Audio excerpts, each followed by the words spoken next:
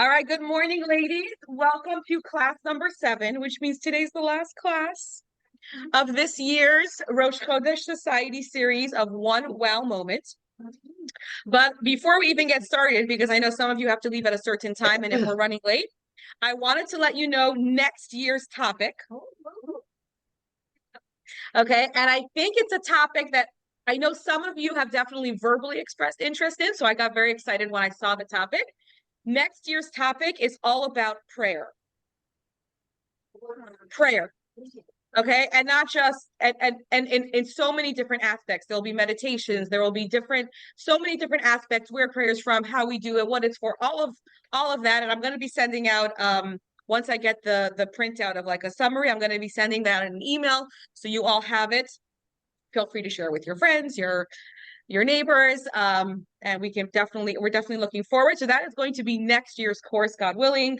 We're living in very uncertain times, and I've gotten a lot of requests about prayer and all of that. So I'm very excited that we're going to be doing that. So that's next year's class. So generally, Rosh Chodesh Society is a 7-part course, and it's usually started around like a month before Hanukkah, like around then. So like around the start of the season, yeah. That's when we usually do it. So November, December, January, February, March, April, or give or take. That's when we usually do it. So stay tuned for more information. We're very excited. It's going to be a great course.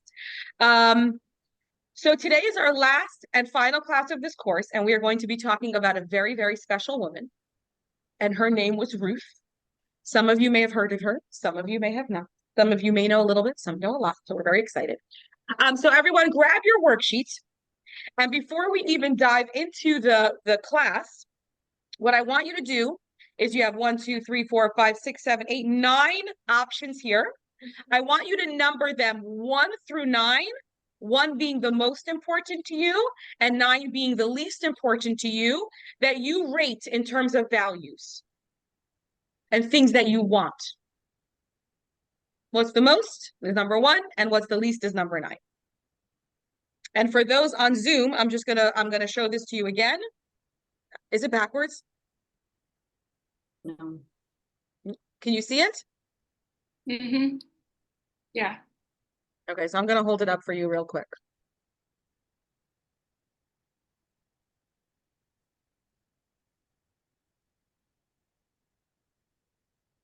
And I'm actually gonna read it out loud. We have wealth, good food, your reputation, having fun, living a meaningful life. Hello, Annie. Having the best electronics, going on fun vacations. Hello. Your legacy. Hello. And being super popular. So on a scale of 1 to 9, which ones are most and which ones go down the rung as you move on? Okay, can't think. No, you got to pick 1, 2, 3, 4, 5, 6, 7, 8. Yes. Yes, not an easy one. I didn't say it was an easy one. If it was easy, you wouldn't even come learn. Hello. Hello.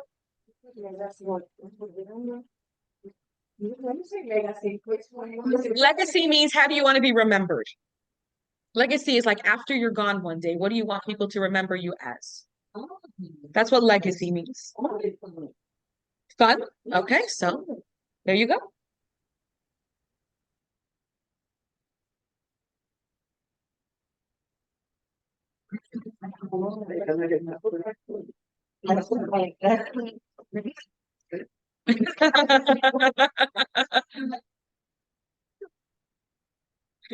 Yes. Number 9 is leaking. Number 1 is the most important. Number 9 is the least important. It's okay. It's your paper. So if you decide that number 9 is the most important and one, I'm not grading you.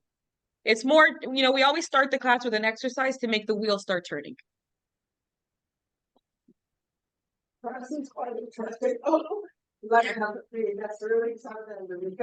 Yeah, well, we're getting there. 1 second. 1 second. We're getting there.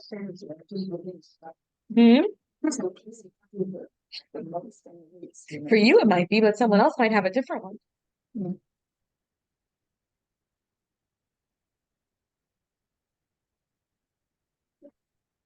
Okay. Ladies on Zoom, just give me a hands up if you're done. Okay, I see Leia's finishing up. How about here? Give me a hands up if you're done. Okay, so we have one. Okay, so as we're finishing up, let's move to question B. And this is a good one. Why do so many people get married if it increases obligations and limits your freedom? We live in a world where, again, there are exceptions to every rule, no matter where you go and what you do. Generally, people want to commit and get married. Why? It makes a lot more work and less freedom. Why do people want to do this? But they don't know. Cheryl's very smart. Cheryl goes, they don't know what's hitting them. No, they have a good insurance plan. Lynn says they have a good insurance. All right, Lynn is going for the life I'm insurance teasing. policy. People don't want to be alone, okay? Right. Okay, but again, children make a lot of work. What? Okay. Morning, Adriana. Here, you can sit anywhere you want and just grab a paper. We're already on the ladies next to you will catch you up. Okay, she said to have children, but I said, you know what? Kids, they make a lot of work. That's true too. Okay, so why do people want this? Sheila, go ahead.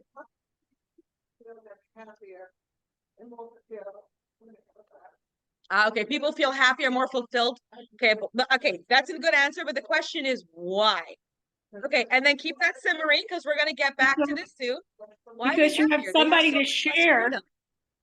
You have somebody to share the joys You with. have someone to share. Right.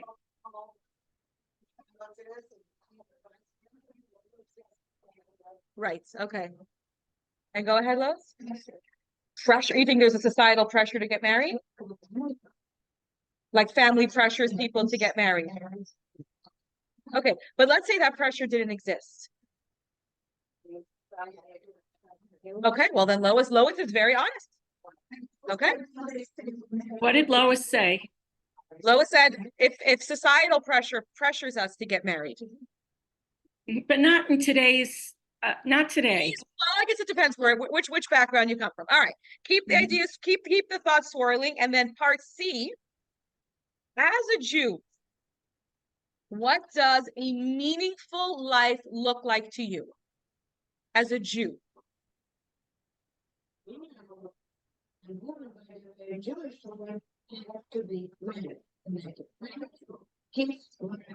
So, okay, but when you say have to, did anyone hold a gun to your head? The question is, why do we want that? What does it mean that I love this is the old generation. What's this want business? It gives us faith. It gives us faith. All right, ladies. Okay. What does a Jewish meaningful life look like to you? Living a meaningful life according to Judaism. What does that look like for you? Meaningful. Jewish life. Okay. Passing on tradition. Okay. Raising a Jewish family. Okay. Be open and spread out light to the rest of the community. Okay, Lynn, go ahead. It gives us faith. Faith. Belief in God is very important to us. Uh-huh. And we all have a purpose in life. So we learn that we do mitzvahs and it makes us feel good. And we want to share this with others. Okay, I love that answer. Anyone else on Zoom want to chime in? Most of you are muted, but if you'd like to unmute, just click the unmute button and please join us. All right, so we just got some very great answers to very thought-provoking questions. So like I always say, put that on the back simmer, right? Keep that simmering in your head as we move along with our lesson. So let's talk about Ruth. She's our heroine of today. So who was Ruth? Ruth was a Moabite princess. She was from the nation of Moab, and she, they say, was the granddaughter of Eglon, who was the king of Moab. So she wasn't just like some little princess. She was like a right up there kind of princess. She was living the royal life. She was right there in the palace. I don't know. I believe she might have been 40 at the time of this story, but I don't know for sure. Yes, I don't know. And interestingly, does anyone know where the nation of Moab comes from? So the nation of Moab, Moab was the grandson of Lot. Lot was Abraham's nephew. Remember the story of Lot and Sodom, and the wife turned into a pillar of salt? Does that ring a bell to anybody? So Lot's grandsons were Moab and Ammon. Just to give you. So technically, this nation is kind of like our cousins. We're all related. What am I missing? Oh, okay. They were. Well, we're getting there. We're getting there. We're just talking about where everyone comes from. And so she could have had it all. I mean, a princess living in a nation, she had it all. She was able to do anything she wanted, but she chose to give it up and to convert to Judaism, which, as we know, is not a very easy way of life. And as we'll see, for her was even harder than it was for most. She was a very modest woman. She judged everybody favorably, and she was a very beautiful woman. And her wow moment teaches us how we can make choices. And how sometimes a sacrifice, which at the time feels like a sacrifice, can come to bring us the greatest blessings. So our story takes place in the 400 years between when the Jewish people conquered the land of Israel, with Joshua, and you see Lois is on what page are you on, Lois? Just the timeline? 158. On page 158, if you want to just see a timeline, so you know where we are in Jewish history. So this takes place in that period of time in the 400 years between when the Jewish people conquered the land of Israel with Joshua as their leader until the first king, King Saul, was anointed. This is when this whole story takes place. And there's a man, his name is Elimelech. And he is a wealthy man, and he is a very well-respected Jewish leader. And he lives in the town of Beit Lechem, which is modern-day Bethlehem.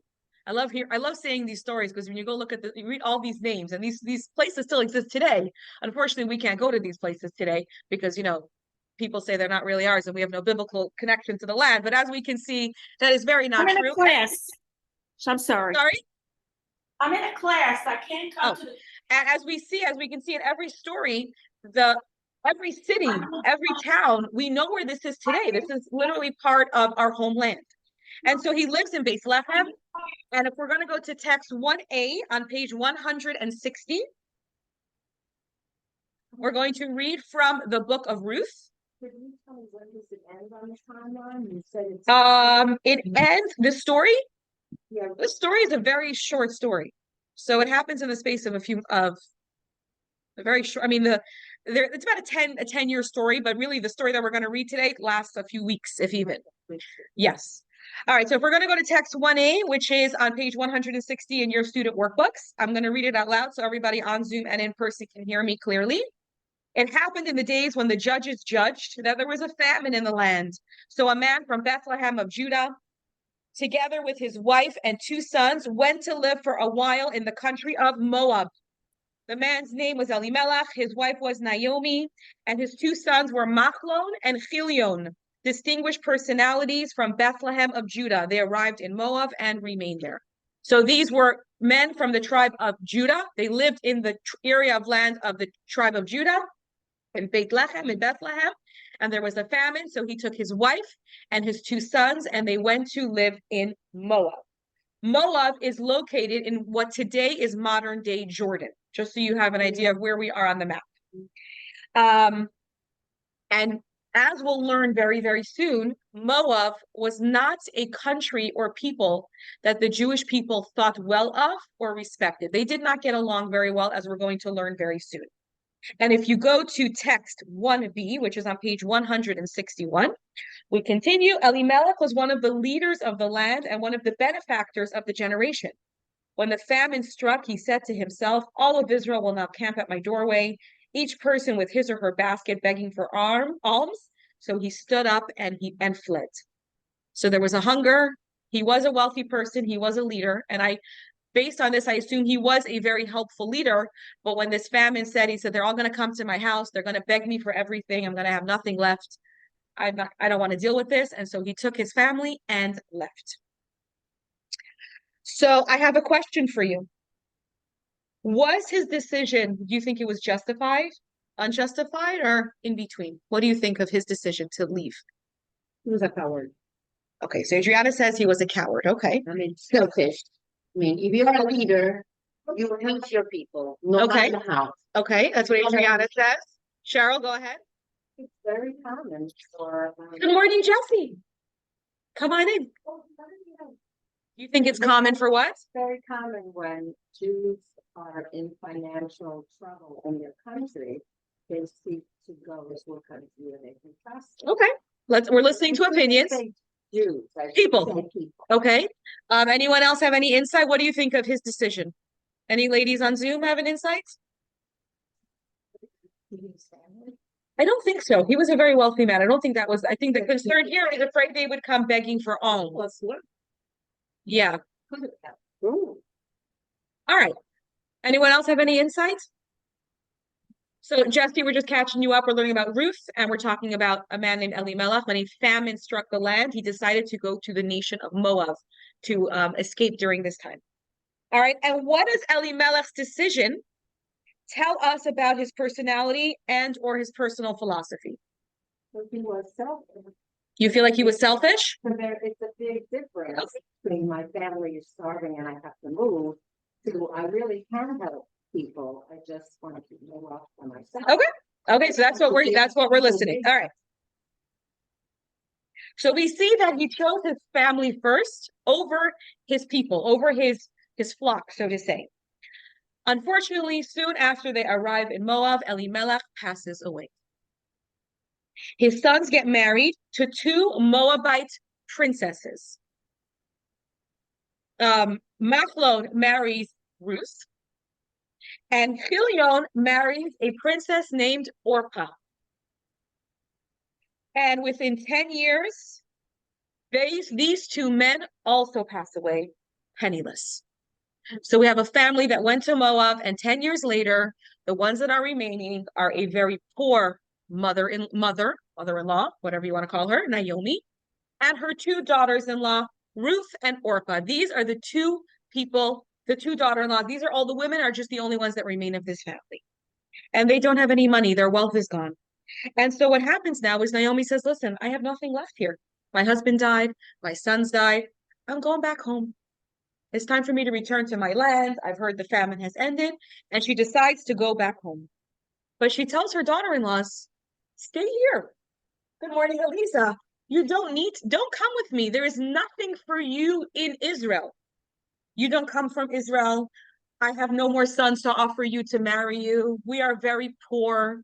This is not a place that you should be coming to. And so she begs them, please go, turn around and go back home. They love their mother-in-law very much. Seems like she was a wonderful mother-in-law.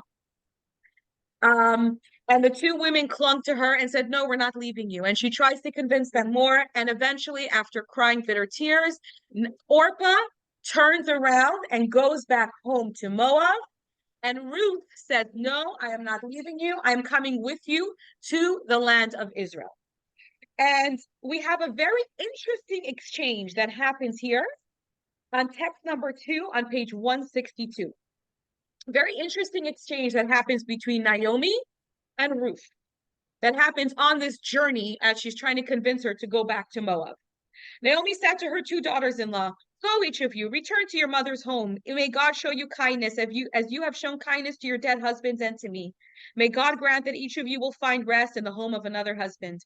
Naomi kissed them and they wept aloud. But they said to her, no, we wish to return with you to your people. Naomi responded, turn back, my daughters. Why would you come with me? Am I going to have any more sons who would become your husbands? Do you return to your homes, my daughters, go your way.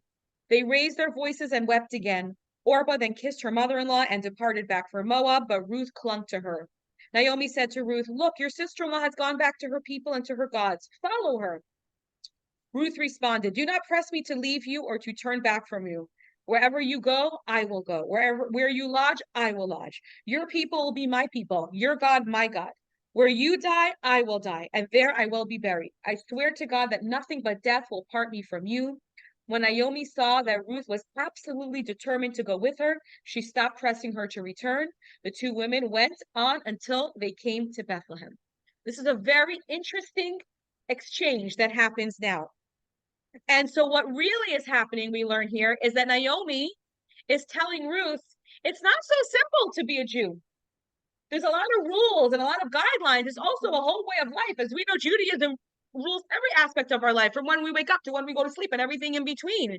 And so what she's saying to her is, she's saying, we also have a way of life that's different than what you're used to, the Jewish people. We're not like other people. She's saying Jews may not attend the theater and circuses of Gentiles. And she says, where you go, I will go. And she goes, Jews only live in a house with a mezuzah. And she says, where you lodge, I will lodge. And she goes, Jews may not travel great distances on Shabbos, right? We know we have certain rules. She goes, where you go, I will go. She says, Jews may not be in isolation with members of the opposite sex. And she goes, where you lodge, I will lodge. So she basically is accepting all of the things that takes to be a Jew. We see here that this Ruth was a true convert because she accepted everything wholeheartedly. And she says, Jews are obligated in the 613 commandments. And she says, your God is my God. And that is what happens. And when the two women continue on their journey and they get to the city or town of Beit Lechem. So the question is, what motivated Orpah to go back home? Anyone? What motivated Orpah to turn around and leave? Her roots. I would say it's practicality. It's easier. It's convenience, right? She has nothing. Many times. Okay. Anyone? Anything else to add? So we know in those days specifically, women were very dependent on their husbands. And so if you didn't have a husband, things were much more difficult for you. She had nothing really to gain here. So it feels like she made a practical, logical choice. So the question is, what was Ruth thinking? She was a princess. She could have gone back to a home of royalty in a palace and lived a great life. And instead she was poor. She knew what she was going into. They were really, really poor. And we're going to see how poor they were very soon. What made her make this decision? Belief. Belief in what? She believed in God. Exactly. Anyone else? Yeah, exactly. She was fueled by this love. She was fueled by this belief in God, in this belief in one creator, and the belief in the Torah. She wanted so much to be part of the Jewish nation that believed in one God. And so that is why she chose to go back to the land of Israel with her mother-in-law, Naomi. So now, before we move on with the story, there's two very important facts that you need to know about Jewish law, so you get some context into the story. So as we know, Jewish people by our very DNA are a kind and compassionate people. At our root, you'll see that's why we're busy feeding all the starving people all over the world, and we're building schools in Africa, and Jewish people are very compassionate. We feel bad for everybody. Sometimes we feel too bad for everybody. And sometimes we're too nice. But that is part of our DNA. We are a very kind, compassionate nation. And as a result, they say, even when you meet a person who seems to be truly evil, you sometimes have to look, what's their background? Because at our core, at our DNA, that is who we are. And then there is the nation of Moab. The nation of Moab, actually, we said they're our family, right? We're kind of related. When the Jewish people were traveling in the desert, the nation of Moab did not offer bread and water to the Jewish travelers as they were passing through. And not only that, they hired a guy named Bilam. Remember Bilam? They hired a prophet named Bilam to curse them. And that is the proof to show that they were not a good people. And as a result, Jewish people are not allowed to marry into the nation of Moab. Did you know that? No. All right, you're learning something new today. Yeah. 1 second. 1 minute. No. We're getting there. Okay, give me a minute. All right, so if we go to text number 3, I'm going to answer your question. On page 164, it says here, no Ammonites. This is like from the Torah commandment. No Ammonite or Moabite, not even a 10th generation descendant of these nations may ever be admitted into the assembly of gods. This is on account of the fact that they did not come to greet you with bread and water on your way when you left Egypt, and also because they hired Bilam, son of Beor from Pethor, and Aram to curse you. We are not allowed to marry into this nation. To answer your question, we don't know who they are today, so this biblical commandment does not apply. In those days, we knew who they were. Today, we don't know who really anybody is because we know everybody was all mixed up. So that commandment obviously doesn't apply today. So if a convert in those days from Moab, if a male convert came to Israel, he would not be able to find a suitable match. And not only that, they were looked down upon. This is not the kind of people we fraternize. Am I saying it right? You get what I'm saying. Patronize. Thank you. If Moabites are forbidden to Jewish people, why did All right. And now the Talmud goes on to tell us this ban only applies to males and not to females. Why? Because in those days, women didn't usually come out and greet people traveling. It was a male thing to do. So the women did not partake in this. They didn't hire Bilam. They did not give bread and water to their Jewish family members. It was a male thing that happened. So this applied only to the male part of the Moabite population. But this was not a well-known thing at that time, as we're going to see soon. People thought it applied to both male and females. And there is another very interesting thing that you are going to hear about that many of you probably have not heard about and you will find very interesting. So there is a mitzvah in the Torah called Yibum and Chalitza. And what are those? If a man passes away and he and his wife have not had children yet, there is a mitzvah for the man's brother to marry this wife to perpetuate the family name. This is not something that's practiced today, but it was something that's practiced back then.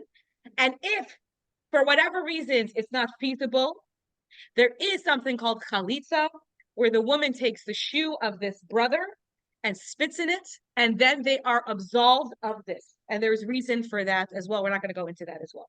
And that is yibum and chalitza. Now, armed with these two pieces of information, Cheryl's like, what? I did tell you it would be very interesting. And chalitza actually is still done today. Thank God it's very, very rare. Because today to have like to put all of that into play, all of those factors to come into play, but it does happen, I believe. Right, chalitza still happens today, right? I mean, it's, thank God, very, very infrequent, but it can happen today. Yibum does not happen today. So now let's get back to our story. So Naomi and Ruth have been traveling. They didn't take the train or the car. They probably walked because they were very poor people. They didn't even have probably animals to take them with in a wagon or whatever. And they arrived back in Israel and they arrived back in Bethlehem. And they arrive when a very big funeral is taking place. The funeral is of a woman who was the wife of a man named Boaz. Boaz was the leader of this area, and they arrive at that time when this funeral is taking place. Now, you can imagine the gossip that goes on right now, okay? Naomi and her husband 10 years ago, and their two sons leave, and they're very rich people. And now she's back, and she looks terrible because she's very poor, and she's been through very hard times, I'm sure. And not only did she come back with a Moabite woman who was the daughter-in-law. The tongues were wagging, right? Everybody's talking about this. This is the gossip of the town. And now these two women need to figure out how to survive because it doesn't seem like there was lots of invitations forthcoming. And so how will they survive? They are very poor, as we see. And so what happens is that Ruth, who is I'm sure Naomi was not a very young woman at this time. Ruth is the daughter-in-law, and so she goes out to try to help them survive. And so for those who are in our Parsha class about 2 weeks ago, if you remember, we learned some of the laws in Israel about land and how the land helps the poor people. And Jesse's nodding, she remembers. And so we learned about a few mitzvahs. One is called Peah. We have Leket, we have Shikha. And what are those rules? Is that if you own a field of barley or a field of grain or corn or something like that in the land of Israel, you have to leave certain areas on the edges of your field for poor, don't harvest it so poor people can take it. If you're gathering up sheaves of barley or sheaves of wheat stalks and one or two of them fall, you are not supposed to go and pick them up. You leave them for poor. And if you're gathering all your bundles and one of them slips and you didn't realize, you cannot go back and get them. And this is all set up so that people who need food, who are very poor, can go into the fields and they can gather these items so they have food to eat. And so this is what happens. Ruth is a very poor woman. And so she goes into the fields to try to find some food for her and Naomi. And the time that this all happens in is the time between Pesach and Shavuot. Some say it happened on Pesach. And so right now we're dealing with a barley harvest. This is the time of year when the barley is harvested. And so Ruth goes and she starts checking out many fields. She wants to see which one will be the easiest to work with. Don't forget all of these fields. Number one, she's not the only poor person in town. So I can imagine there were lots of poor people around. And not only that, there's workers in these fields. And she wants to make sure that these fields are an appropriate place for her to work. No one's going to catcall her. No one's going to bother her. So she goes around to different fields. And eventually she gets to a field where she feels comfortable. And she goes to start collecting her grains. And as she is gathering, she is noticed by a man named Boaz. Boaz was this man whose wife had just passed away, and it's his field that she ends up at coincidentally, even though we know nothing is by coincidence. And he is a very prominent leader, and unbeknownst to her, he is also a relative of her. By marriage, he is her first cousin. He is the nephew of Elimelech. You're with me so far? Okay. Of Elimelech. Yes, well, yeah, she's a Moabite, so she has no, well, husband, dead husband. Yes. The different categorization. So she doesn't know that Boaz is her relative, but she ends up in his field. And why does Boaz notice her? Because he notices that she looks different. She's very modest. It's funny, I learned from a very young age, and I'm going to show you. We have two ways of picking things up. I drop my pen to the floor, I can pick it up like this, or I can bend over and pick things up like this, right? I have two ways. She modestly bent down to pick things up. She didn't lift her skirts like a lot of the other girls there. She didn't chit-chat with all the male workers around there. She went to areas where nobody else was, so she didn't get in the way of anybody. He noticed, and also he noticed that she seemed to know all the rules. She knew what she was allowed to take according to halakha. She knew what she was allowed to do, and she didn't do anything extra. She did what was allowed in her purview. She didn't take, if there was three, she knew that had to be left. She could only take one or two. She knew the things. So he knew that she was a learned woman. She knew what she was talking about. And so he noticed her. And he asks one of his workers, oh, who's this lady? And he goes, oh, it's a Moabite woman who returned with Naomi from Moab. Twice in one sentence, the word Moab comes up, like, ugh, from there. Ugh. It's not a very complimentary term. Even the worker is not saying it in a nice way. Because as we know, they were not looked upon kindly. And he tells his workers, leave her alone. And he tells her, you can come here every day. Make this your field that you come to. When you're hungry and you're thirsty, drink and eat with my workers. We're going to make sure nobody bothers you. And she says, why are you being so kind to me? And he goes, because I know that you're going through a very hard time. You were very good to your mother-in-law. You came from a strange land. And this is what he does for her. And if we have time, I actually print it out like directly from the Megillah of Ruth. I'm giving it to you all in a nutshell because we have a lot of ground to cover. But if we have time, I'll read the whole exchange to you. And so that is what happened. Ruth has her spot, so to say. And when she comes home, she tells her mother-in-law everything that happened. And because her mother-in-law sees she came home with more than you would think she should come home with. Like, you would think you get this much, came home with more. And she says, well, I'm in this field and this man named Boaz who's very nice to me. And she connects the dots and she realizes who is Boaz. Boaz is her family. And she's hoping maybe Boaz, who seems to be the closest relative, will do Yibum. Because Naomi has no legacy, right? She has no legacy. She has no grandchildren. Her two sons are dead. She has a daughter-in-law, but nothing's happening. She says, maybe this will maybe Yibum, maybe this can happen. She's hoping that Boaz will kind of step up to the plate. But the harvest season is coming to an end, and Boaz still has not done that. Now, before all your minds start going places, because I see the wheel starting to turn, ladies. Okay, Boaz was 80 years old. His wife had just passed away. That's what I've read somewhere. I don't know exactly. Don't forget, even so. All right.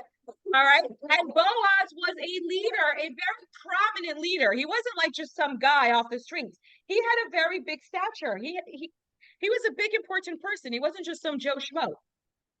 And so what happens is that Naomi does what any nice Jewish mother does, and she starts thinking. Okay. And one of the most interesting stories in the Tanakh happens here. She tells Ruth, make yourself beautiful, get dressed up very, very nicely. Go find Boaz in the middle of the night.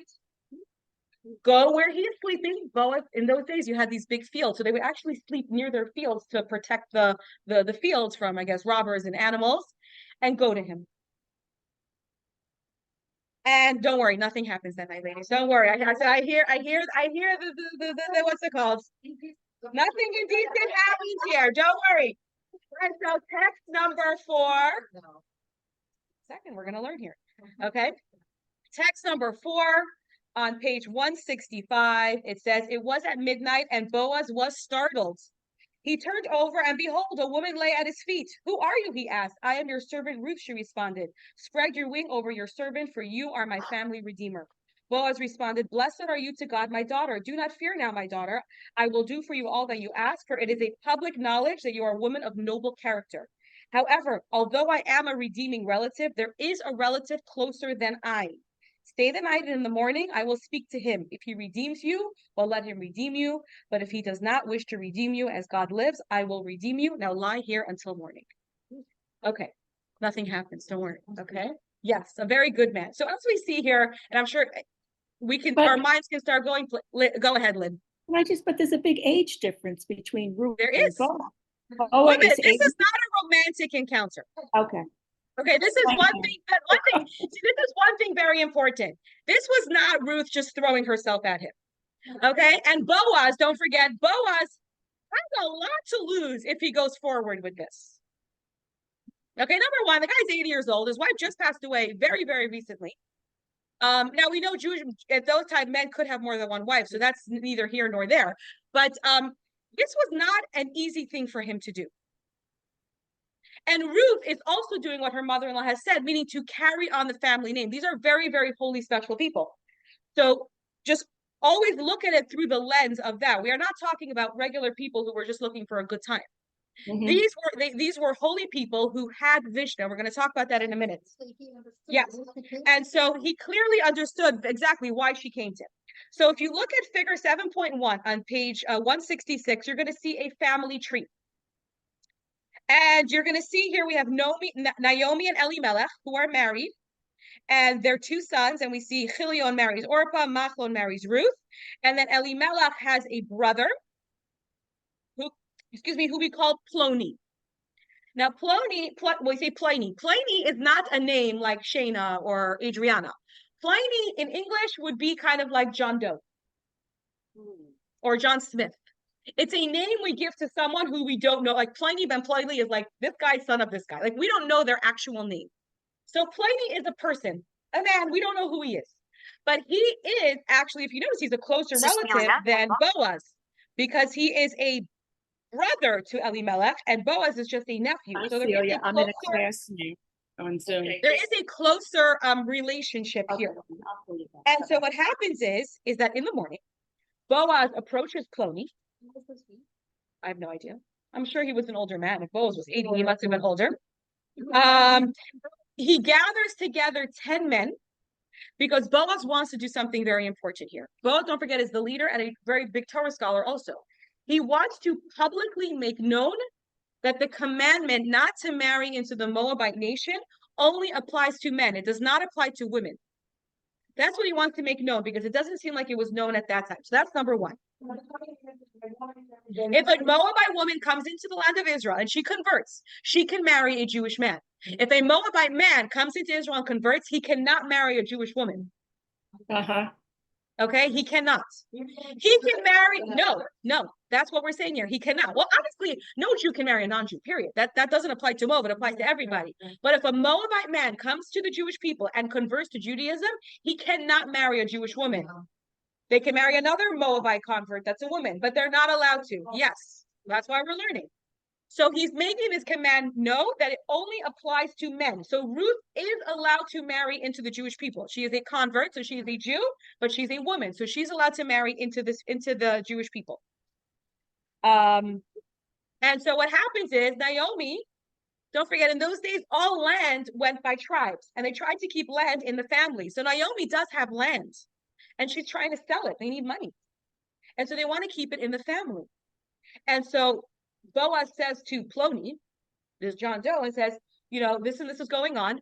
Do you want to take over this land so we can keep it in the family? And he says, yes. He goes, but part of this is that you have to do the mitzvah of Yibam and you have to marry Ruth. And what does Ploni say? If we go to text number 5 on page number 167, Are you with me so far, ladies on Zoom? Give me a thumbs up. Yes. Yes. Mhm. Okay. Boaz says, on the day that you buy the field from the hand of Naomi, you must also buy it from Ruth the Moabite, the wife of the deceased. And Ruth is only willing to sell if you also assume the obligation to perpetuate the name of her deceased husband on his property, i.e., if you marry her.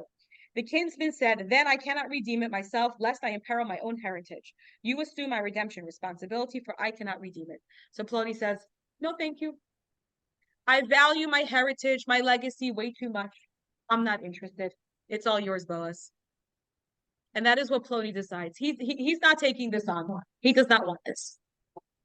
And they perform, I guess, the chalitza, whatever. And now Boaz is the next available kinsman, the next available person who can do this mitzvah of evil. And that's what happens. Boaz and Ruth get married. What's his name again? Wait a minute. There's a lot more to the story, lady. Shayna, back up a minute. Who Go gets ahead. married? Who gets Boaz married? and Ruth get married. And Ruth? Ruth. Really? Yeah. Okay, but she's 80 and she's a young woman, right? First of all, I don't know how young she was. I don't think she was 20 years old. I believe she was around 40. That's what I read, but don't quote me on that because I'm not sure. Okay. The other one what is happening here? This is not a romantic. Okay, a lot of chatter. Okay, this is a great story. I knew you all would enjoy it. This is not a romantic relationship as you're all thinking. What's happening here is that these are two people who know what to do. And we're going to discuss this in a few minutes. I just want to finish the actual storyline. They're married for convenience. Is that right? It? The age back then is not how it was today. That is also very true. Okay, so if we go to text number 6 on page 167, Boaz took Ruth. Actually, before we do that, one second. No, I know, but I want to just make sure I don't want to get ahead of myself. All right, here we go. Boaz took Ruth and she became his wife, and he was intimate with her. God saw to it, and she became pregnant, and she bore a son. But Naomi don't say, oh, yet. No. Naomi took was not a marriage of convenience. What? That's not a marriage of convenience. If she was intimate with him. No, I didn't mean, okay, one second. I didn't mean it was a marriage of convenience, that there was no intimacy. What I said was they did this marriage to do this mitzvah of Yibam to perpetuate the legacy of their family. That's what I meant. I'm sorry if that wasn't clear. Right, because. Okay. And so what happens is she becomes pregnant and she has a son, and it says Naomi, who technically is no blood relative here, right? It's Ruth and Boaz. Really, it's not her son, but she took the child and placed it in her bosom, and she became his caregiver. The women of the neighborhood said, a son has been born to Naomi, and they named him Oved. He is the father of Jesse, who is Yishai, and the father of David. King very David confusing. King David. I'm confused. First of all, she marries Noah and she has a son, correct? So why does she give it to Naomi? First of all, they live together. What? Okay, I was gonna say the end of the class. Sadly, Boaz dies that night. Boaz what? Boaz dies that night. After the child. Why does she give the baby to Naomi? Okay, I was gonna say at the end of the story, but it fits in now. No. Okay. It's confusing. Right. One second. I don't know. Oh, ladies, your minds. No, but she. Okay. Why doesn't she keep her own child? She doesn't win that night, but Boaz passes away that night. And so Naomi and Ruth are living together, don't forget. And so it doesn't mean that Naomi took this baby and Ruth went somewhere else. It means that Naomi kind of had her legacy continued. So they raised this child together. But people would say, oh, a child has been born to Naomi. Like her legacy has been continued. That's what it means. I'm loving this. Okay. No, I didn't know this. They raised the son. What's the son's name? Okay, so the son's name of this Ruth and Boaz's son was named Oved. Oved had a son named Yishai. And Yishai had a son named David, who is King David. So the Davidic dynasty is born now. The David dynasty. The great-grandmother. Great-grandmother of King David, yes. Ruth. Yes. And while I already said Boaz passed away that night, but Ruth lived long enough to watch King Solomon ascend to the throne. Mm-hmm. Talk about Nachas, right? Yes. I don't know. Talk about Nachas. What? Yeah. No, we can't look at the age. Okay. All right. Her dad is what? I'm assuming. Is she quiet? He probably just went to the bathroom. We'll leave her for a minute. Okay. So what did Boaz do? Boaz looked beyond the gossip. Because for those who remember about the Abigail class, when we learned about the story of Abigail and King David, even then, so many generations, so many years later, his lineage was still questioned. Do you remember learning that? His lineage was still questioned. So Boaz did a very difficult thing because people still talked. And we know people talk and it's uncomfortable. So he did a very difficult thing, but he did what he knew was the right thing, even though it would be questioned and his lineage was questioned. Oh, sweetie, want to wheel her here? Yeah. Just wheel her here. That I don't know. Why, of course. Okay, Alana said she remarried. I have no idea. And the interesting thing was this Cloney, who was so worried about his legacy. Does anyone know his name? No, we call him Plony because we don't know his name. But do you remember Ruth and Boaz? We sure do. We know their names till today. So whose legacy do we really remember? Ruth and Boaz. What time is over? 15, 20 minutes. Oh, okay, then I'll wait. Okay. One. Oh, he needs to work. You're right. All right. All right. And as we know, Mashiach is going to come from the tribe of David. My tired girl.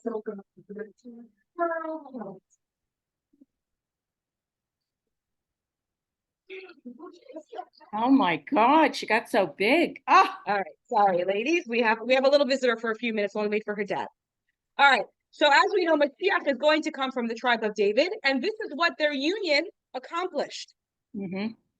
And so Elimelech and Orpah and Plony, what did they do? They shirked their responsibility.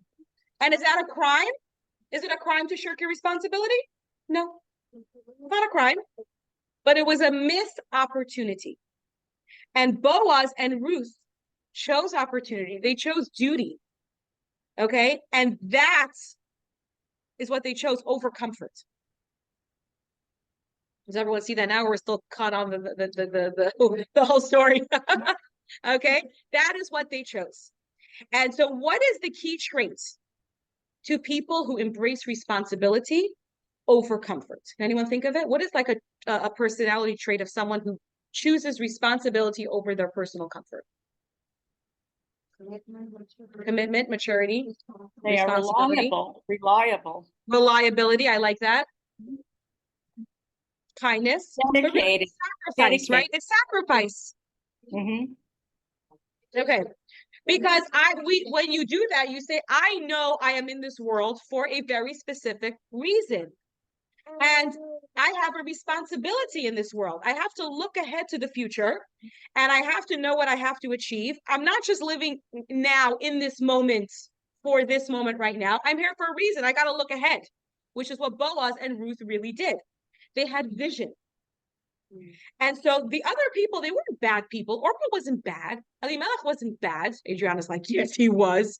But they weren't specifically bad. They were just doing what felt right in that moment. And they didn't focus on the future at that time. So one of the reasons we're learning this class right now and not like 7 months ago is that we actually have a custom to read the book of Ruth on the holiday of Shavuot. Some people read it in shul during the day. Others have a custom to when they read it during all night learning. We stay up the first night, all night learning. So we have a custom to read the book of Ruth on Shavuot. So the question is, why? And so there are many, many reasons. And I'm going to give you a few of them. Number one, we know that King David, who is their Ruth's descendant, was born and passed away on Shavuot. And number two, she is regarded as the quintessential true convert to Judaism. And when we received the Torah, we became converts to Judaism. An interesting side note, I don't know who asked this question yesterday, I don't know if you're here today, Someone said about the why we eat dairy on Shavuot. There's a few reasons why we eat dairy on Shavuot, but one of them is the meat that they slaughtered the day before was slaughtered by a quote unquote non-Jew, and they couldn't eat it. And so they ate dairy until they slaughtered new meat and learned all the proper laws. Isn't that interesting? Also the story, this whole story, like you said, what's the story? This whole story takes place during the season that we're in right now. It takes place during the harvest season of the barley. So that's that also that happens. And well, this whole story that we read with the fields and the harvest and Boaz and Ruth and the meeting and all that, this happened at this time, like right now in the time between Pesach and Shavuos. Yes. Obviously the story started 10 years ago when they got married and all that, but the main part of the story happened now. So the question is, what does Shavuot signify? I mean, what do we celebrate on Shavuot? Anybody? Receiving the Torah. Very, very good. We celebrate receiving the Torah at the end of the harvest season, but the main reason is we celebrate receiving the Torah at Mount Sinai, as it happened over 2,000 years ago, and that is what we celebrate on Shavuot. So the question is, what does Shavuot signify, and how does it connect to the essence of the story of Ruth? Do I know where my husband is? Okay, we'll find him soon. So the question is, what are we celebrating on this holiday besides eating delicious cheesecake and blintzes and ice cream, which we enjoy very much? What are we actually celebrating? So as you just said, we're celebrating, very obviously, we're celebrating the Torah. And with all of its mitzvahs and its guidance and how we as the Jewish people are as a nation, that's what we're celebrating on Shavuot. But there's a little problem with this. Because according to our Jewish tradition, as we know, yes, as we know, the Jewish people started observing a lot of the Torah way before Mount Sinai, right? We've learned this before. Number one, they kept a lot of it in Egypt and even a little bit after. Our forefathers kept some of the Torah. I mean, they had yeshivas in Egypt, right? Yeah. So they knew this concept of a Torah and they kept a lot of it. So what does this have to do with here, right? And if we're going to go to text number 7. Shana, yes? Make this connection again, please. I got a little lost between the Shavuot. The connection between Ruth and Shavuot? Yes, please, just say so one more time. There's many, but the one we're talking about now, number one, the story happened around the same time. King David is born and passed away on Shavuot. Ruth is considered a true convert to Judaism, and we are converts. We became converts the day we received the Torah. And also, we're going to talk about what is the essence of the holiday of Shavuot. Here you go. Celebrating the covenant. Okay, but the question is why? And we're going to go to text number 7 on page 169. Since the days of the patriarchs, Torah study has not parted from our ancestors. Even in Egypt, they had Torah academies, as evidenced by the fact that God instructed Moses, go and assemble the Torah scholars of Israel. Abraham, too, was a scholar and headed a yeshiva.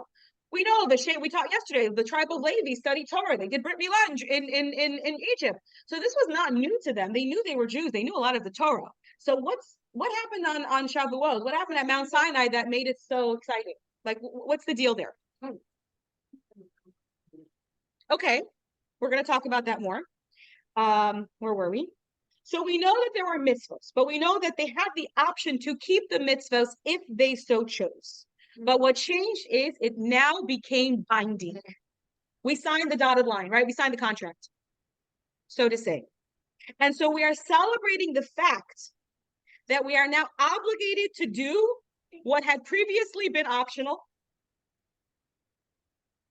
and our leisure, and now we have to do it. I'm sorry, why are we celebrating this? Are we crazy? Elisa said it well. Okay?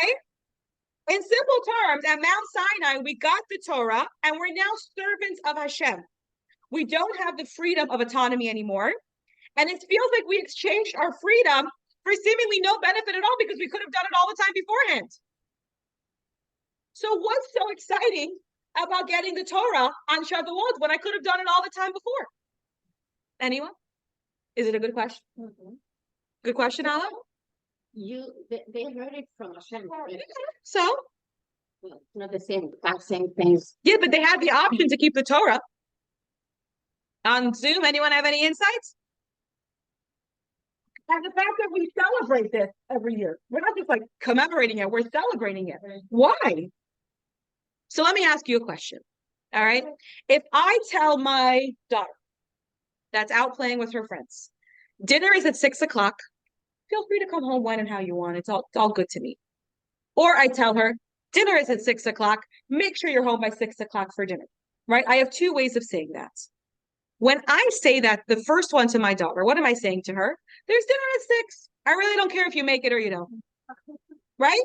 But if I tell her dinner is at 6 and you have to be there, she knows that it matters to me if she is there at 6 o'clock. And so it shows your child that it matters. And the same thing with Hashem. Label? No. No, not label. Okay, sorry. Is he on the phone? Yeah. All right, when he comes in. It's okay. And so what it does is Hashem is showing us that you matter now. And so Hashem didn't say, here are 613 suggestions. Here's suggestions for you. What did Hashem say? Here are 613 commandments, right? This is what he said now. Because I need you. You are needed, not like wanted. You're needed to complete this vision that I have for this world right now. So on this day, Hashem said, I'm marrying you. We are considered the bride. Today is the day. We're not casually dating anymore. Today, the real life starts. And we asked at the beginning of the lesson, if marriage seems like it adds more responsibility and more obligations, why do we do it? Because we matter. We want to feel needed. Is that what you're saying? Okay. We want the connection. We want that exclusivity, right? Because when something is obligatory, when something is mandatory, it shows that what you are doing actually matters. And so now the Jewish people understood how valuable they are. And so they did what any businessman would never do. Usually when a contract is presented before you, what do? You read the contract. But what do the Jewish people say? Na'aseh v'nishma. We will do and then we will hear. When they heard, label, can you take her? When they heard that Hashem has a vision for them and that he needs them, us, to do that vision, they said, yeah, we're here. Where do I sign? And that is exactly what happens. Oh, 1 second. And so we chose the limitations, so to say, like we say in marriage. Why do we want to do it? It limits us. I have to tell someone when I'm going to be late, make sure I'm home at a certain time. And even you're married to a spouse. I hate cheese. So my husband knows don't bring cheese near me so much because the smell bothers me. And now he doesn't like, we all have to do these things that limit us for the benefit of somebody else. It feels like it feels like a sacrifice that we don't really need to. So why do we? And so the answer is because we know how much we matter. And when you know how much you matter, you have a purpose. And that is what happened on Shavuot. We celebrate the fact that Hashem chose us to be in a relationship with him. We're not casually dating. The period has ended. We are now in a committed relationship. And so Hashem said, I am giving you 613 ways of love, ways that we can be, that you can love me, that we can be in a good relationship. They're not burdens. They're expressions of love. And that's what we're celebrating. So Elimelech and Orpah and Ploni, they didn't think their decisions mattered in the big picture. They weren't looking at big picture. They were looking at small picture. And they said, okay, right now, this doesn't really matter. And so they did what was convenient for them. What did Ruth and Boaz do? They didn't choose necessarily what was convenient for them at that time, but they chose the big picture. They said, there must be a reason for all this. We have these obligations. There's a mitzvah to be done here. There must be a reason Hashem put this in place. And as we know, we can't always see the reason, as we know, but in this case, we very clearly saw the reason. And so what was Ruth's wow moment? Ruth's wow moment was when she chose to go to Israel with Naomi. She chose to give up so much for what she felt mattered, what she felt was her vision, what needed to be done in life. And what was Boaz's wow moment? When he chose to marry Ruth, which was a very difficult thing for him to do at that time. And as we know, it was questioned. He passed away that night. Can you imagine what people said? Oh, he got punished. He did the wrong thing, right? I'm sure people said that. Yeah. And we see even years later, King David's lineage was questioned. We see that it happened. And so we live in a world, in today's world, we're a very me world. Have you noticed that?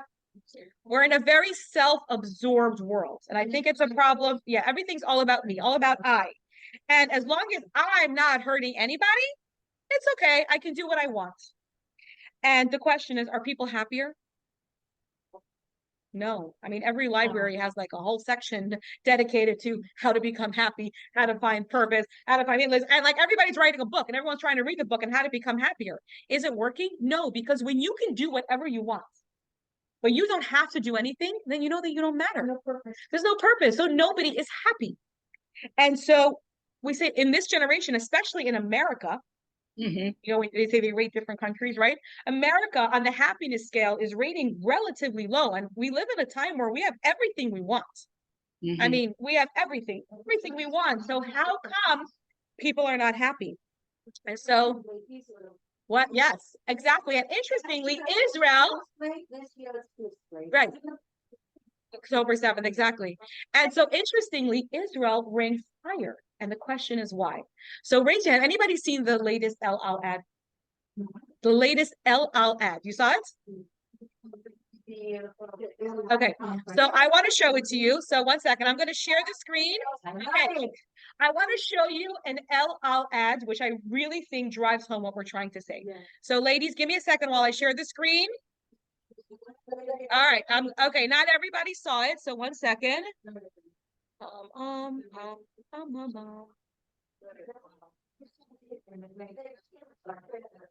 right, one second. Hold on, I'm sharing a screen, but I gotta find what I'm looking for. So give me a sec. Yeah, hold on. How do let me move this. All right, ladies on Zoom, did you see my screen? Give me a thumbs up if you see my screen. Do you see the mountaintop? No. No, that's not what I'm showing you. Hold on, No. stop share. Hold on, I want to show it to you. Give me a second while I oh. Do you see now? Yes, we see it Okay. now. I'm going to turn the screen around. Hold on. Let me just put the volume on the loudest. It's in Hebrew, but I think you'll be able to get it because of the language, and I'll translate in a little bit. Okay. Can everybody see the screen? Yes. The first one, when divorce, how they found out. אחי! זה אמיתי? מה זה? חלון פתוח, תבוא ברוח, תלטף אותה ראש הקור. צריכים לזוז בזה, אני בטוח, לארוז לנוע, תוך כדי נבין לאן. חיכינו די, אז רק תגידי יד ביד נשלב ונהיה לב פועם וציפור. רגע ברגע הולך. טוב, אמא לוקחים לנו את הטלפונים, אל תדאגי, בסדר? על חוף מבטחים תפתחי את ליבך, תראי איך ברגע הכל יחייך.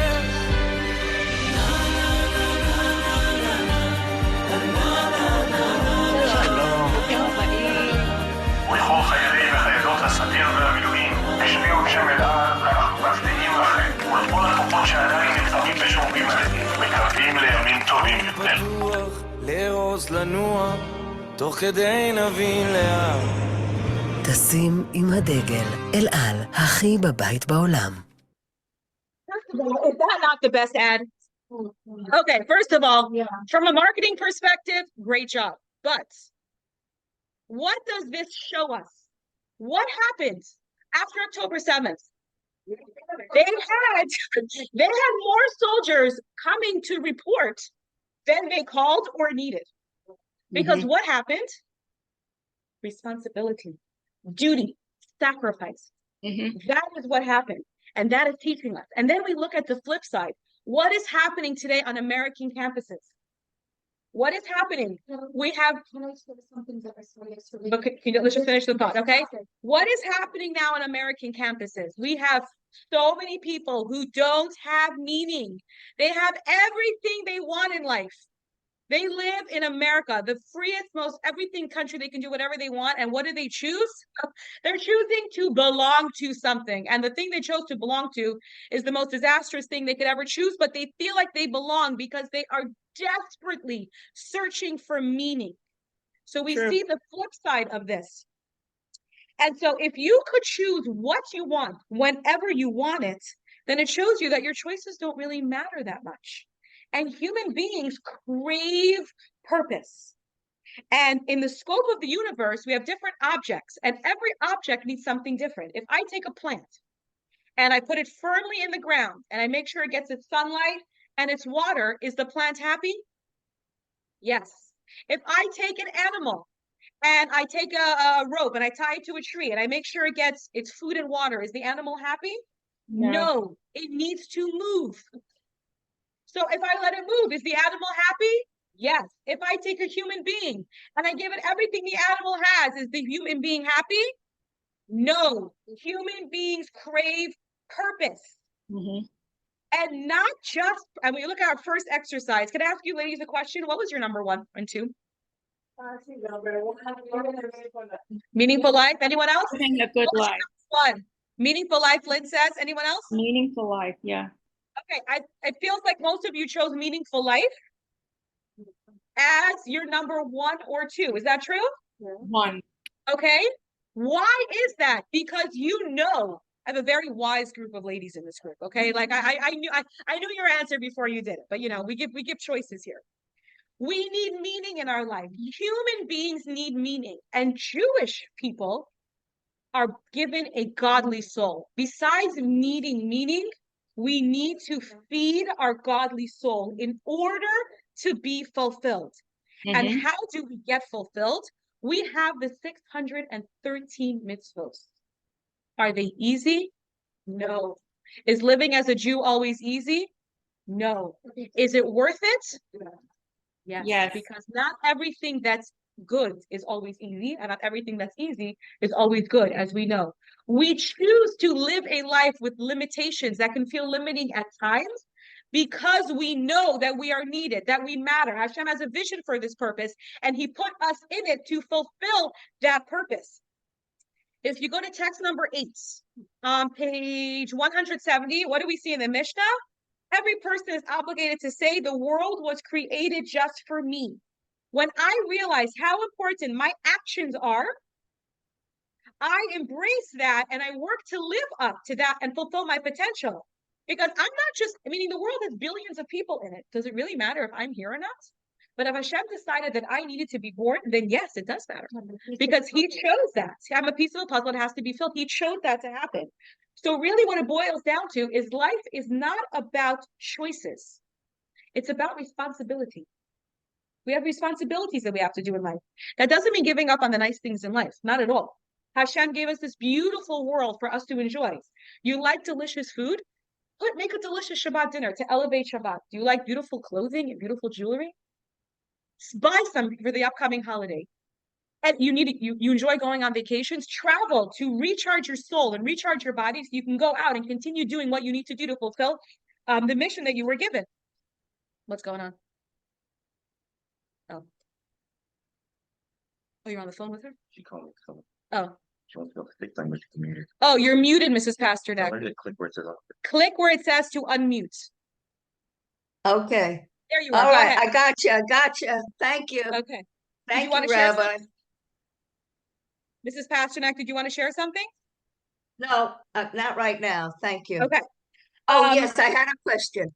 Going Sure. back, when Ruth married the Jewish man, why didn't she convert at that time? She was Even though already she converted. lived in Moab. She was already converted. Oh, okay. Yes. This was not a question of is she a Jew? That wasn't the problem. They knew that she was a Jew. The question was, are we allowed to marry a person from the nation of Moab? Meaning kind of like, can I marry someone from Australia? Like it was a question of her nation. It wasn't a question of her Jewish heritage or okay, lineage. thank you. And so what Ruth and Boaz teach us is that this lesson is that when you live with intention and you live with the end goal in mind, when you live with the reason that you're here in this world, that's how we have that big picture in mind. So I urge all of you ladies to think for a minute. What does it take for us to live a meaningful Jewish life? And what can I do to live a more meaningful Jewish life? What can I do to make my Jewish life more meaningful? Something to think about. Yes. I like to keep the wheels turning. And so I want to end off with one short video from Rabbi Jonathan Sachs, which I think really encapsulates this lesson very well. And then I want to, and just as a side note, before we do that, interestingly, do you know who was Orpah? Who did she have as her children? One of her children was Goliath. No. Really? Yes. Yes. No. Orpah was, David and Goliath. Orpah Yeah. was the mother of Goliath. And I actually Googled it this morning. It says Orpah, for the 4 tears that she shed when she clung to her mother-in-law, she was blessed with 4 sons who were giants. And one of them was Goliath, who fought his cousin, David.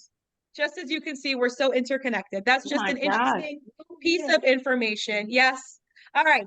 I'm going to show a video, and then I want to end the class by reading you something. And I'm going to let a vote happen because I have 2 things, and I want to hear a vote from what you would like. I have a great article that's actually in your book, written by Rabbi Simon Jacobson, which I really think drives this point home. Or I'll show you after. Or I have a meditation that ties this whole course together from the 7 women. Raise your hand if you would like to do the article. Okay, or raise your hand if you want to do the meditation. What the article is. What is the I'm article? going to tell you. All right, meditation seems to be winning. All right, the article is on, I'll tell you right now, in your book. It's the second article that's after, there's like 2 articles at the end of your lesson. Do you see it? There's Ruth by Hannah Weisberg, and then there's Do You Think You Matter by Simon Jacobson. It's in your book. It's page 180 in your book? Yeah. Okay, I highly recommend that you read both articles, but I highly recommend that you read this article. And just, if you like this article, just so you know, he wrote an amazing book called Towards a Meaningful Life. Yes. And it's a phenomenal book. And if you are looking to read a very good book, I highly recommend that you buy it. It's mentioned in there, exactly. All right, ladies, I'm going to share the screen one more time, and we're going to watch. Hold on, I think it's the screen. One second. Yes. All right, ladies on Zoom, can you see this screen? Yes. Yes, yes. Okay. Hold on, I'm pressing play. All right, ladies, here you go. And you're looking at all the titles of the books, and then suddenly you stop dead. There's a book, and on the title, it's got your name. You take it out and see, what is this book that has your name written on it? And you open It's the loudest, I have a unfortunately. little dream. It goes like this. You are wandering through an enormous library. It has millions of books. And you're looking at all the titles of the books, and then suddenly you stop dead. There's a book, and on the title, it's got your name. You take it out and see, what is this book that has your name written on it? And you open it up, and you see that there are several hundred pages of that book, written by many different hands in different languages. And you try and work out what this book is. And with a shock, you realize that this book has been written by your ancestors. Every single one of them telling their story and handing it on to their children. And as you get to the end of the book, with a shock, you see that that empty page has your name on it. And you realize that At the is end, the chapter that you There's have an to empty write. chapter, and that's Now you're your in the middle turn of to this write life. in this book. Can you just put And that how- book on the shelf and walk away and forget it?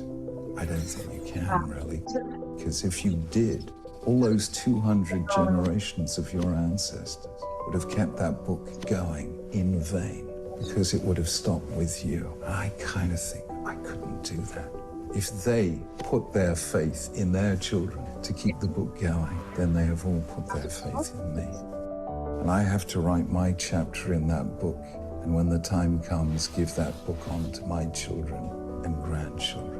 That is what it is to be a Jew. To be a Jew is to be part of the most remarkable story ever lived by any people, covering more countries, more adverse circumstances, more triumphs and tragedies than any other story. And then the sudden realization that every one of us has a chapter to write in that story and hand the book on. That is what it is to be a Jew. And the second I realized that, I knew I couldn't walk away. I had to write my chapter and then give the book to my children and grandchildren.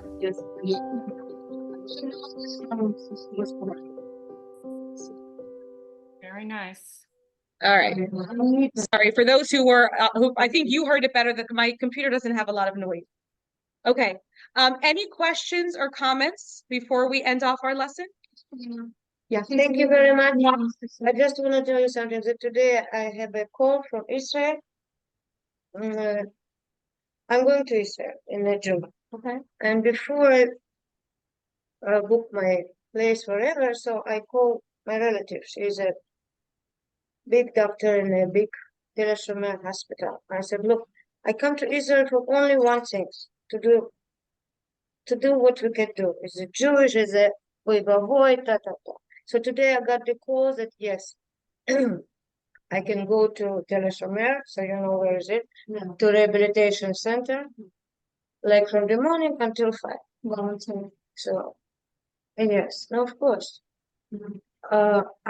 My first question was, okay, what maybe I have to bring something. So look, I don't know about it so much now because I'm in the middle of my work.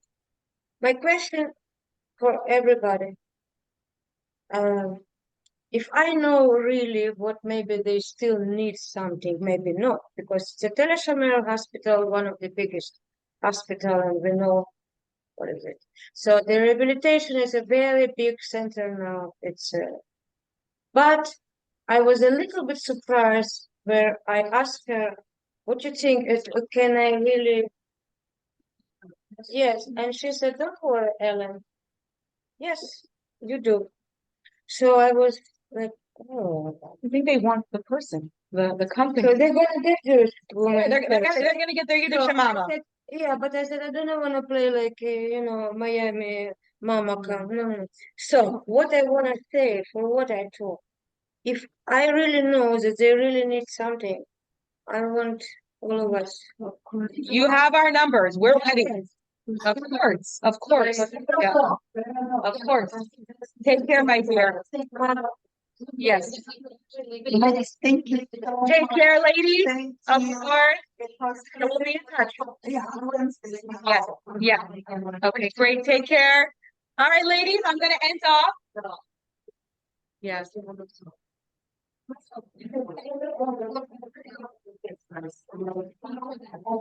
Yeah. Okay. All right, ladies on Zoom, we're going to end off with a meditation, and then I'm going to stop the recording and we can open the floor up for all the questions and comments. All right, ladies, close your eyes. Take a deep breath. Or don't take a deep breath. Don't close your eyes. Whatever you want. All right.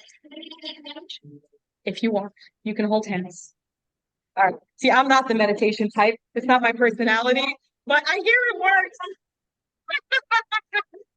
It's not my style, but I know a lot of people.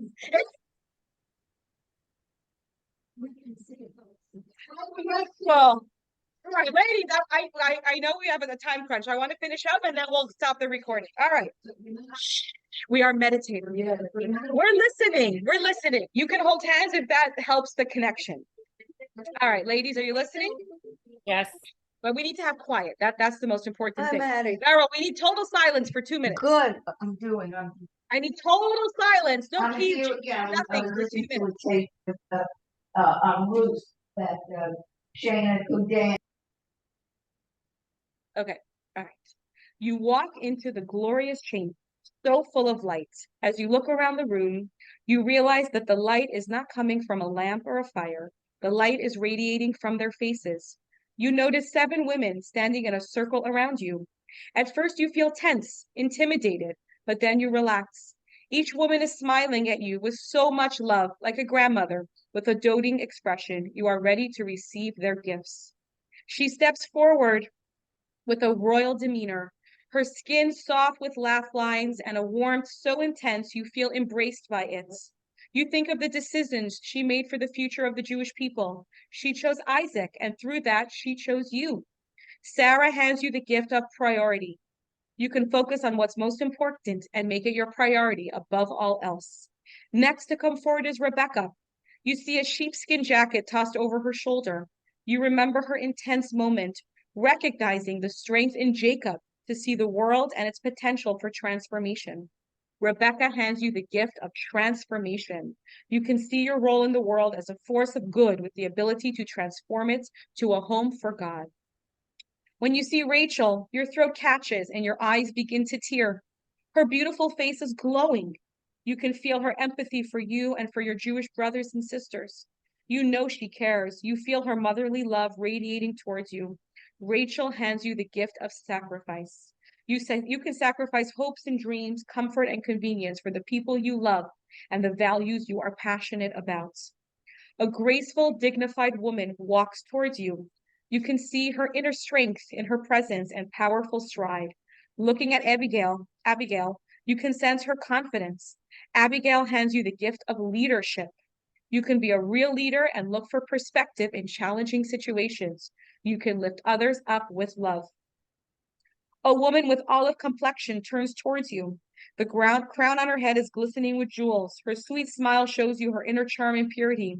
It seems her years in the palace haven't tainted her spirituality. Queen Esther hands you the gift of purpose. You can seize the opportunities that come your way with the knowledge that you have a mission to accomplish. As soon as she walks towards you, you sense that she is special. She was born into royalty and carries it with grace. She doesn't look to see what others are thinking. You see the confidence in the Egyptian princess. Batya hands you the gift of confidence. You can follow your own path, stay true to your ideas regardless of what the world around you is doing. The last woman in the line steps forward. The first thing you think of is modesty. Ruth carries herself in such an assuming way, yet with such grace. It's hard to believe that she was raised in a culture saturated with immorality and cruelty.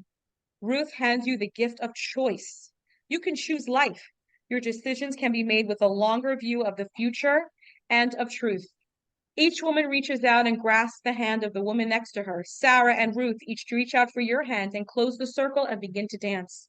You hear the beating of tambourines from the distance, and then you feel yourself lifted in the air. All 7 women are lifting you up, celebrating you, raising you up, looking at you with love and expectation. They are relying on you to close the circle to complete the mission. Very nice. Ladies, this ends our course of our Wow Moments. And thank you so much for joining.